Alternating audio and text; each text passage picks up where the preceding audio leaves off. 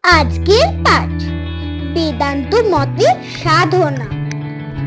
এভাবে হিন্দুরা যত রূপে ভগবানকে দেখেছে, সে সব রূপে শ্রী রামকৃষ্ণ ভগবানকে দেখলেন।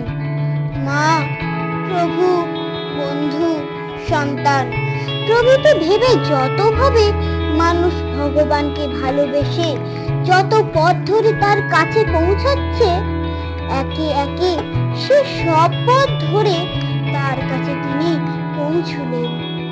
বাকি রইল শুধু আর একটি পথ দিয়ে গিয়ে ভগবানের আরেক ভাবে পাওয়া।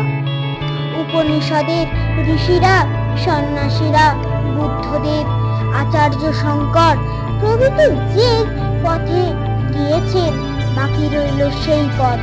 মা কালী সে পথে যাওয়ার ব্যবস্থাও করলেন।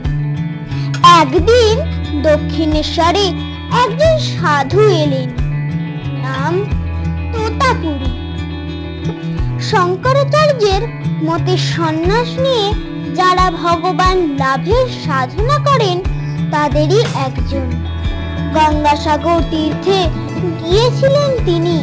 ফেরার পথে দক্ষিণেশ্বরে এলেন। সেখানে শ্রী রামকৃষ্ণকে দেখে তার খুব ইচ্ছে হলো নিজে যেভাবে ভগবানকে দেখেছেন সেভাবে তাকেও দেখাবেন। শ্রী রামকৃষ্ণ মন্দিরে গিয়ে মা কালীকে সব জানিয়ে তার অনুমতি নিয়ে এলেন। তবে এ পথে চলতে গেলে তো সন্ন্যাসী হতে হবে। শ্রী রামকৃষ্ণ সন্ন্যাসী হয়েছেন জানলে তার মা চন্দ্রমণি মনে খুব কষ্ট পাবেন।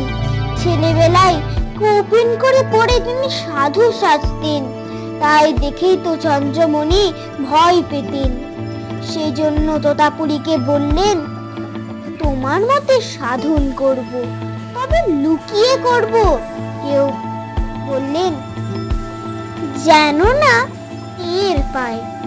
তোতাপুরী তাতেই রাজি হলেন। পঞ্চবটী তলে শ্রী রামকৃষ্ণ একটি সাধন কুটির করেছিলেন। তার ভিতর বসে ভোরবেলায় ধুনি জেলে হোম করে শ্রী রামকৃষ্ণ সন্ন্যাসী হলেন। তার এ পথে যেভাবে ভগবানকে পাওয়া যায় বসে ধ্যান সেভাবেও পেলেন। তোতাপুরী সন্ন্যাসী কালীবাড়ি আসি গুরু হয়ে শ্রী রামকৃষ্ণে করিল সন্ন্যাসী। গোপনে সাধন পঞ্চবটী তলায়, চন্দ্রমণি কিছু যেন টের নাহি পায়।